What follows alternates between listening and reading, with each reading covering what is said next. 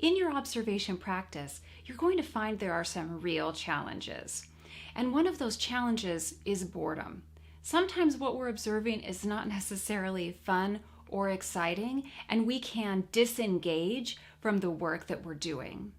The more that you practice your observation, the better you become at recognizing when those moments come where you are feeling that boredom creep in. When we can recognize this feeling, we can start to employ some strategies to help regain the focus that we lost. Sometimes just getting a drink of water can be helpful. Changing your position within the room can work too, and revisiting why you're doing the observation in the first place. You can write this at the top of your observation page. These can all help to set you back on track when you have those feelings of boredom. Another challenge that we face is our observations can become too narrow, meaning they only focus on an individual child, or they can become too broad, meaning we're not focusing on individual children. We tend to only focus on the group. Now, when I think of the classroom, I think of the classroom in 3 zones. The first zone is that area that's right in front of you. The second zone is the middle band of your classroom. And the third zone is the periphery, or the walls, the outer edges of your classroom. Go back into your observation notes and see where you tend to observe. We all have a preference in one of these zones when we tend to observe.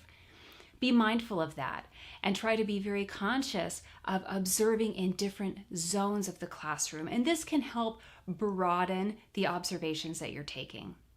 Sometimes you'll find that your observations might be emotional, or you're adding too much of your own opinion. And when this is the case, it's helpful to draw a line down the center of your observation page so that it's split into 2. On one side, you're going to write what you see, what you're observing for. And on the other side, you're going to write any feelings or judgments or preconceived notions that might arise in your mind. Now, these are perfectly natural, but they're not helpful in our observation. What is helpful is to jot them down and release them so you can maintain the focus on the task at hand. The last challenge of observation that I want to talk about is the frequency. We need to make sure that documented observations are happening daily in the classroom. And often our observations are on the fly while we're scanning the environment, or only when we have an issue that we're looking for. Try to schedule time each day to engage in 10 minutes. That's not a lot of time. And a great time of day to do it is about an hour after the children arrive and get to work in the classroom. They'll be very busy. There will always be a lot to see. Decide on what you're observing for, and then take a scan of the classroom and jot down all of the materials that are in use. This should only take a minute or 2. You'll develop your own shorthand.